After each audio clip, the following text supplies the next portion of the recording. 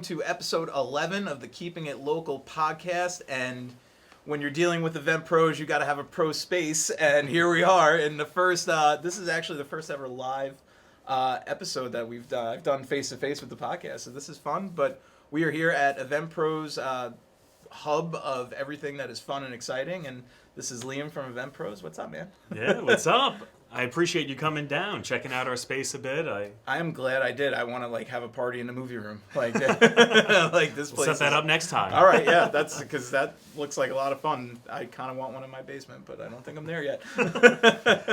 I'm not either, so that's You will be though. That's why we're here. We're talking about small business and growing and scaling, and that's one of the main topics that we like to discuss. But first, why don't you tell us what Event Pros is all about? Absolutely.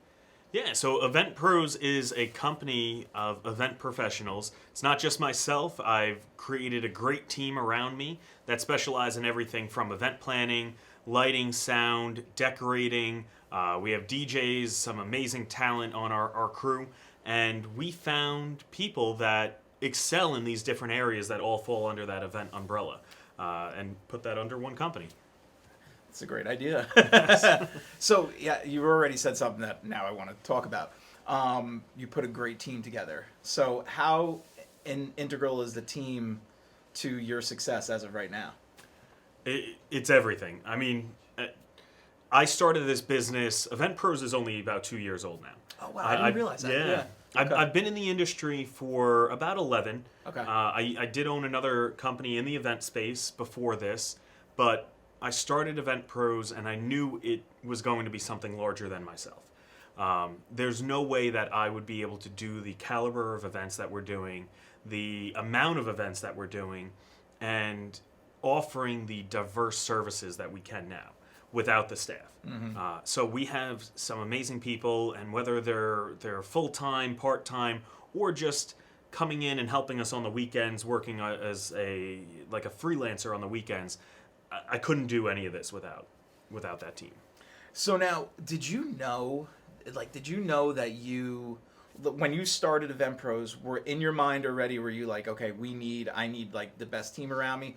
Or did it start to happen as you were getting booked and doing things and you're like, okay, I need to expand this team and make it something really special?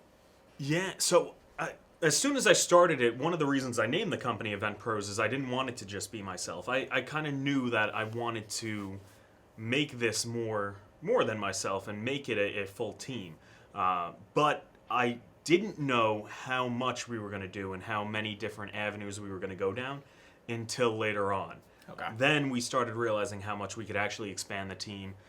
Originally, we weren't going to be an event planning company. We were going to be more on the services side, on the production side. That's what the company started as. Okay. And I found somebody that she was motivated, wanted to learn to be an event planner. I started bringing her, mentoring her a bit in the industry, and it turned into she now runs our event planning division. So we kind of started that in conjunction with Kaylee there. Okay. Yes. So that's really interesting because you weren't planning on doing this, and then it kind of just morphed into that, which now you guys are getting. I feel like you've really grown this into something that is pretty big. Now, if I remember the last time we talked, you guys have some pretty big events that you're going to be in charge of coming up. Do you want to talk about any of them? Sure, yeah. We'll talk about Blue Point Brewery is one of our large clients. They do a festival for 420 every year. So this year they're having 2 stages. They're doing about double the size that they've ever done before. They're bringing in big names like Shaggy, B.O.B., Bryce Vine. Wow. So there's big national acts coming to this now, and we're helping with a lot of the production side of it, whether it's the staff checking people in, putting the wristbands on, to the videos that you're going to see on the big screen next to the stage. When you see Shaggy up big, that's going to be all of us. Oh, nice. Yeah. So we get involved. Can I get in that. cut into there at one point? Just me sitting there No, definitely. No, don't do that. That's a bad idea. Yeah, so we have things of that nature, as well as the weddings, the Sweet 16s, but even American Cancer Society. That's another large client of ours. that we help them with a lot of their fundraising efforts. They're making Strides Walk at Jones Beach. We do Central Park, White Plains, and Connecticut all on the same day, where we do all these big activations. Wow. Where we typically have anywhere from 15 to 25 people across the 4 walks on that morning. Yeah, that's a lot of logistics and planning there, like for sure. Just a bit. So, oh, wow. What is crazy, because I didn't know this, honestly, like this obviously isn't planned. I think everyone can tell this is not scripted. But you've only been in business 2 years, and Yes. you are already doing these massive events. I mean, so how if you were going to give advice to somebody on just like in business in general, like, I mean, that's pretty big growth in 2 years. What would you attribute that to? There's The team, definitely, obviously, so- the team is definitely a big part. The other side of it is you got to find something you do enjoy. I love what I do, which has its pros and cons, because sometimes it's hard for me to turn it off. You know, I'll be here working till 10, 11, midnight, coming back here 7, 8, 9 o'clock in the morning, depending on what the events, what our schedule looks like. But I don't mind doing it. Yeah. And that's what has helped our growth, but it's also the empowering the team, not only having that team to allow me to offer these services, but empowering them and having them feel some sense of ownership in the company where they want to promote it. They go out and they promote it to whether it's friends, family, they're going out to other events, going to the bar. They're talking to people and telling them about us. So that is a big thing, as well as networking. I mean, that's how we met. Right, We met right. at a networking function, and I still do a lot of networking to this day. I started with my old company, and as soon as I launched this one, I knew word of mouth is one of the most powerful things out there. Yeah, I mean, that's like, I've structured my real estate business on pretty much we're like 90% referral. But that's also a testament to the job that you're doing, because if people are willing to go out there, especially your employees, if they're willing to go out there and speak well of their boss and the company and talk to their family and friends about it, that means you're obviously doing something right, because it's automatic, just like built in trust. Like, it's automatic, you know, when someone says like, hey, these guys are great, they're doing a great job, like, we trust them completely. That, I feel like, goes far beyond like a really good Instagram ad or, you know, an ad in the paper or anything like that. Like, it's so much more powerful just to have someone say like, hey, these guys are amazing, they're the best, we love Event Pros, like, and you know, my brother works for them and he loves it too. Yeah. Like, he's happy to be there. No, I believe that. I mean, you touched on the Instagram. We post daily, which is great, but honestly, that is almost a secondary portion of it. They need to hear about us first, and if they hear about us from a friend, one of our staff, someone else that used us, there already is that level of trust. And in any sale, you have to build up that trust. Yeah. So if they have that, and then they go and look at our Instagram and see, okay, these guys are legit, they're doing events, that just builds the comfort. Yeah, because then you can see that it's real. You know, that's one of the big things. Like, I've never actually, I'm on Instagram a lot, not playing around, but posting a lot, you know, but I can honestly say I've never really pulled a legit lead for real estate through Instagram. It's never happened like that. But what I do love to use it for, which is you're kind of doing the same thing, is when I meet someone or when someone's referred to me and they don't know me, I start sending them my podcast episodes. I start sending them clips from Instagram where I'm like, hey, you know, the thing that we were discussing in our discovery call, here it is right here on my Instagram. Go follow me. We talk about this stuff all the time. And like you said, it's just a way for them to dive into who the potential person they're going to hire is without having to go through like the rigmarole of like, oh, how much do I have to talk to you? It's like, I could kind of vet you right now. Like, I'll just take a look. Yeah, I don't like that joke. You're not funny. Bye. And it may be like that, and that's fine. But, you know, I'd rather have it happen up front on Instagram than have it go, you know, far down the line and like, oh, you know what? I really don't like you. I've seen people talking to us pull us up on Instagram. We do some wedding showcases. We just did Nassau Coliseum. We had a big booth there. There's hundreds, if not thousands, of couples coming through there looking to plan their wedding. Right. So we're trying to get in front of an active audience that is looking to book something of what we do.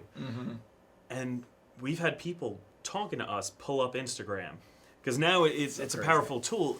And I don't know how many people are finding us on Instagram, Yeah. but it's really that, how are we going to seal the deal? That's what we use our Instagram Right. for, mostly. And I feel like that's probably the best tool for it to be used for. I mean, the weirdest thing happened to me with Instagram. We were going to Ralph's in Kings Park, and I'm there with my wife and kids, and some kid pulls up on a bike. He's like, I've seen you on Instagram. And it's like, what? I was like, it was honestly also it maybe happened one other time after that.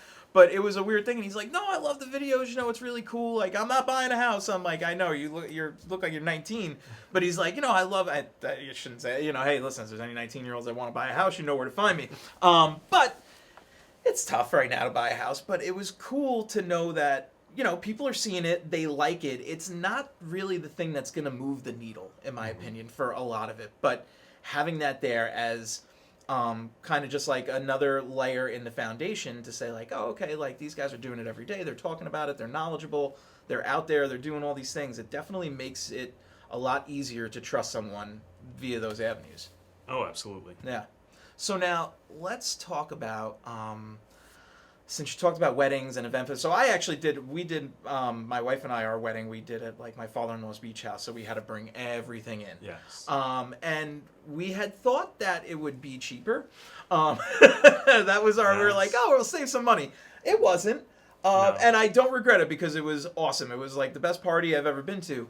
But what are some cost-effective things that people can do, especially people in the wedding space, because we all know weddings are super expensive, and it just feels like you have to do that. So what are some cost-effective things that you guys can do, or that couples who are getting married can do in these situations? Oh, absolutely. So when we sit down with our couples, the first thing I always ask is, what's your vision? That's going to be what I'd help base everything else on. You mean you don't tell them what they should do and how it should work, and this is where you walk it? Oh, that's if you have a vendor telling you that, you need to walk away. But I'm sure it's the same thing with homes. Like you're not going to just tell them, oh, this is what I think you should get.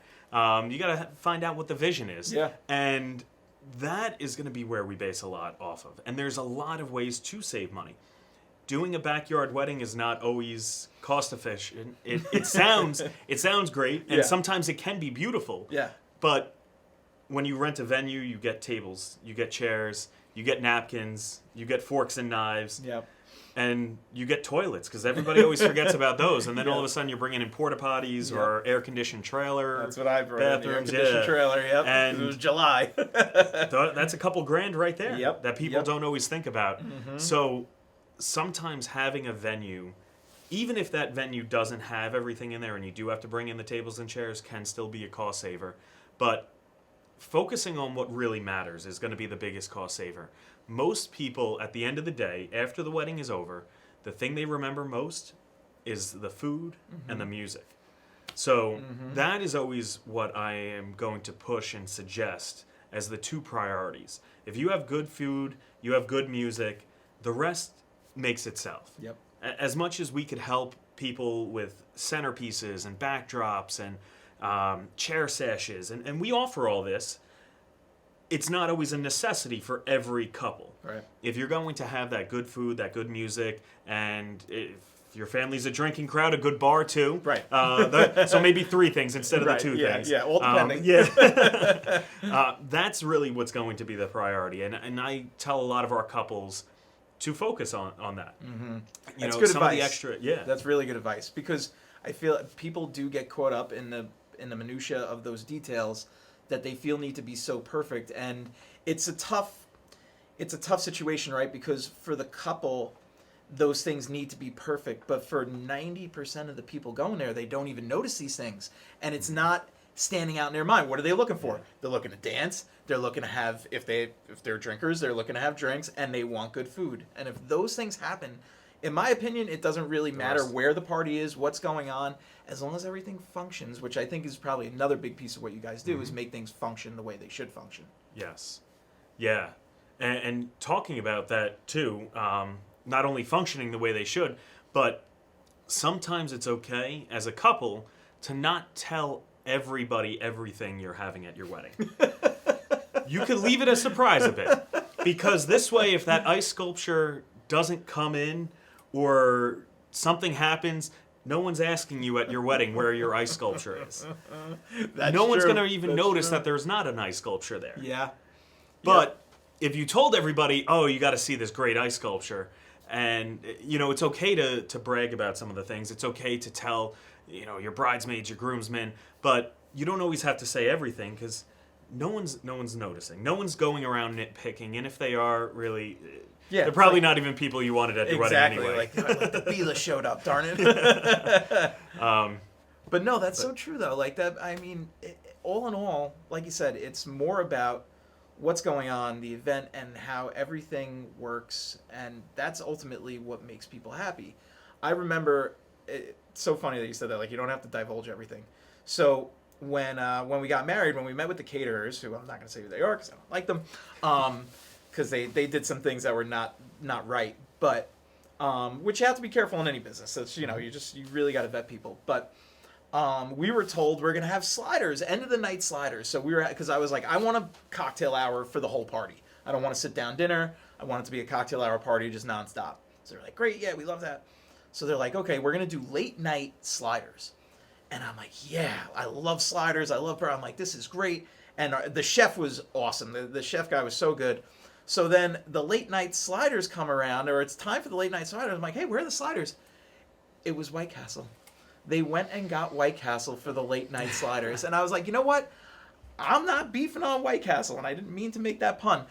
I have no problem with White Castle, but if you tell me that I'm getting late night sliders and you're going to show up with a crave case, that's a little bit dishonest to me. And I was like, yeah, really? They brought White... And the people who were there loved it. Like, all my friends were like, White Castle! Like, they were pumped. But I'm like, late night sliders. White Castle, we got a little bit of a discrepancy going on here. It's setting that expectation. Right. Because if you were expecting that, you might have enjoyed it. I've been to weddings that we've had them set up an area, whether it's the crave cases, it's Chick-fil-A, it's McDonald's, burgers and nuggets, but if that's what you're expecting, that's awesome. It's beautiful. Yeah, but it's great. It's setting that expectation, and unfortunately, there are some vendors that don't always know how to set that expectation.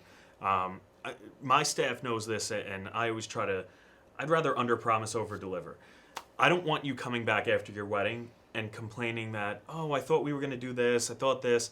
I'd rather you come back to me and be like, this was amazing, I didn't even realize you were going to do that.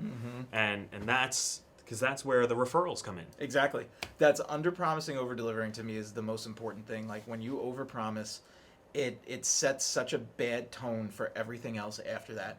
And that's, I've had a lot of conversations now with people from all different businesses, and everyone that I talk to has that same mentality, and I'm glad that I'm talking to people who are good business people and who are caring about treating the customer right, because ultimately that is so important, like you said, is setting expectations and just knowing what you're going to get. Whenever I deal with someone now, whether it's a car, whether it's catering, whether it's this, I just want to know what I should expect and what I'm going to get and exactly what I'm paying for.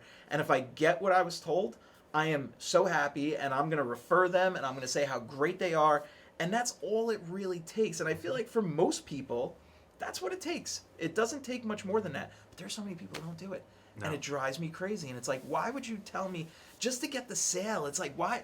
You don't need to get the sale. Yeah. You don't need, if you treat people right, even if you don't get that one sale, I feel like you're always going to get 3 more because you're treating people right. And what do you want to take the 1 or do you want to take the 3? I'll take 3 every time, personally.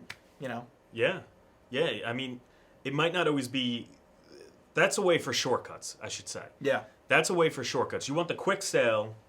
That's what people do. They overpromise. They get the quick sale, but it's not a sustainable business then at that point. Because as soon as you start losing trust, as soon as you start losing your credibility, it's not a sustainable thing. Yeah. So I'd rather maybe not close every single sale that comes across my phone or my desk, but know that every client that leaves is going to feel comfortable and recommend me to their friends and family. Yep.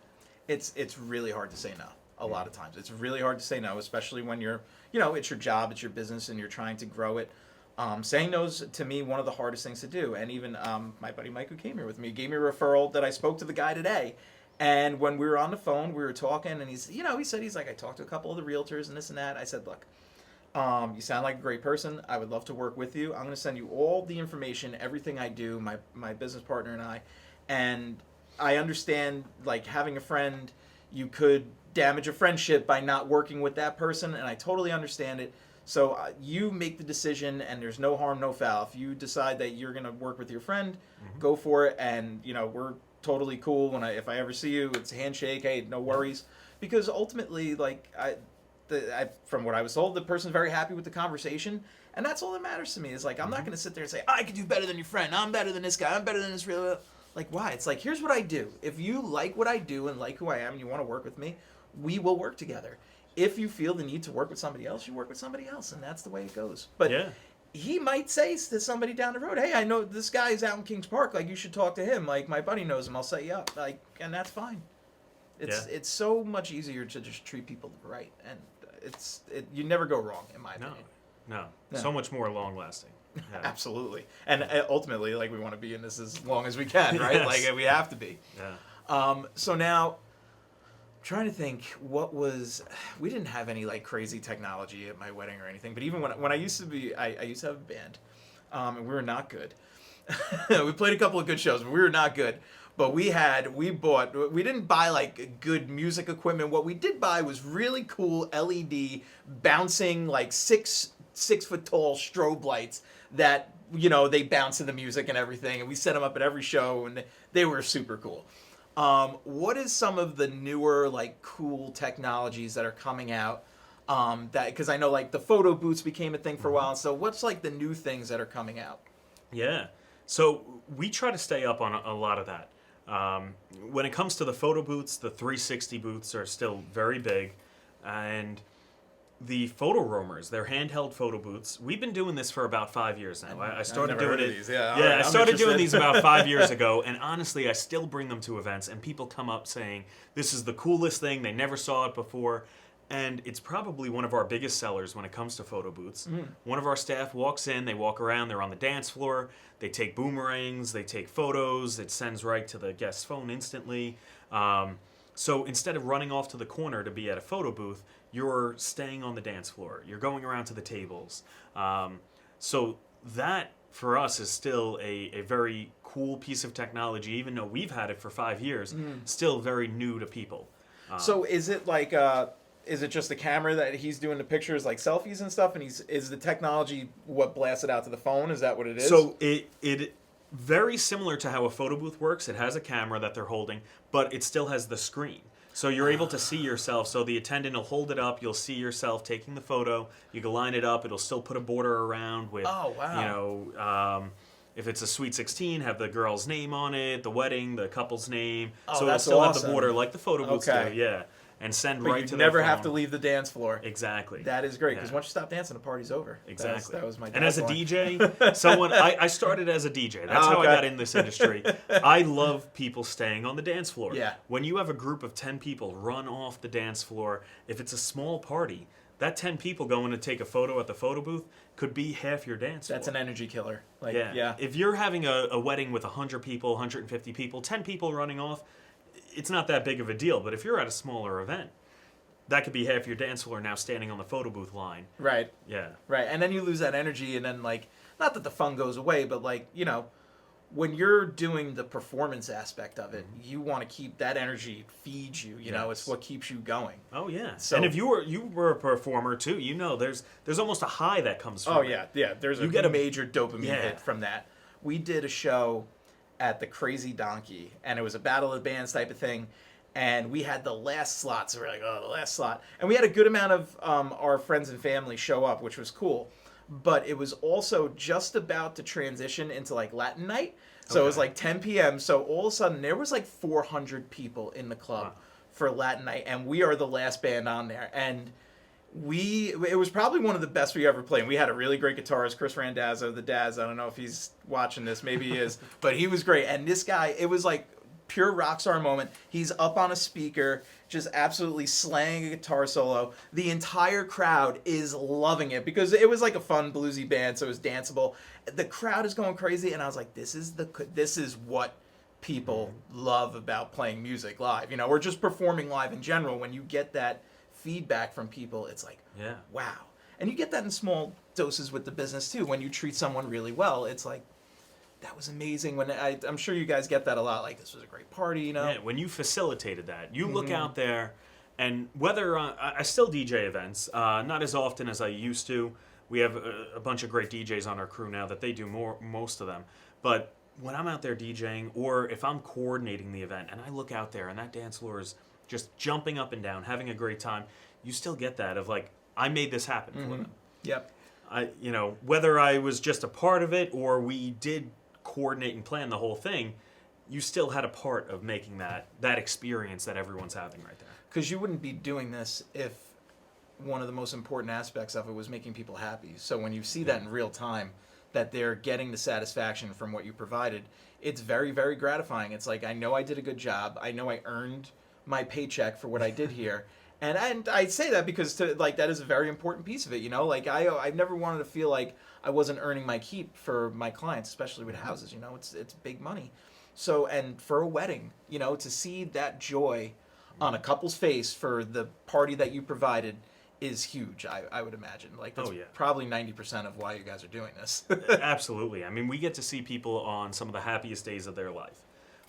Whether it is that wedding, that Sweet 16, even these music festivals that we're doing, it's some of the happiest days. And that's why I get to love what I do so much, too, because it's the people that we're interacting with there. Yeah, the people make it worthwhile. And, you know, I'm sure it's always hard to make everybody happy. You know, that's another side of it. It's impossible. Well, especially when you're dealing with 20,000 people at a festival. Yes. Someone's going to have an issue, I'm sure.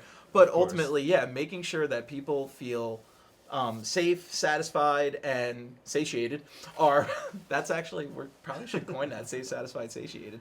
The 3 S's.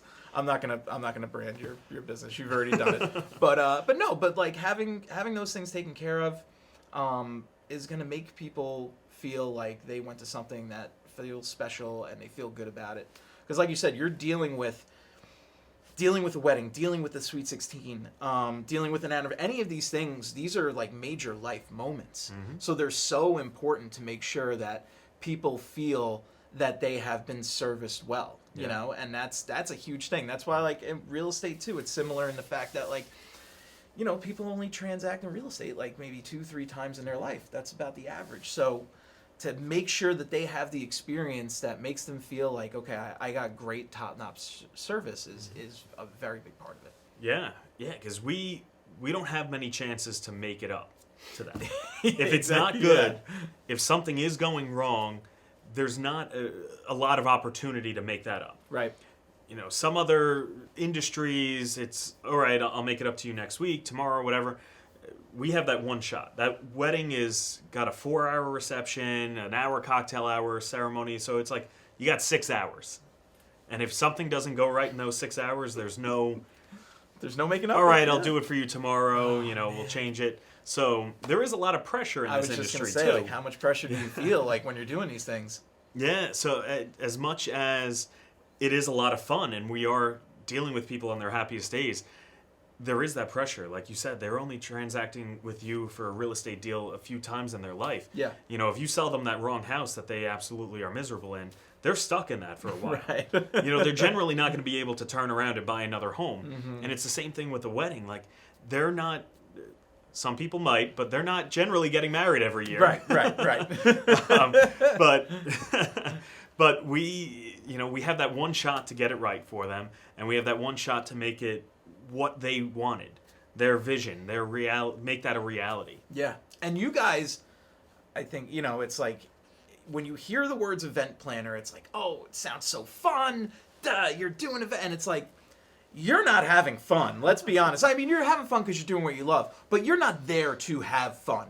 You are there to make sure that everybody else is having fun. So it's not like you guys are out there drinking and partying and eating the food and everything. Like, you're making sure that all the things behind the scenes are functioning behind the magic wall, like not Dr. Oz, but the Wizard of Oz. Yeah, the Wizard of Oz. Behind the curtain. He was probably a doctor too.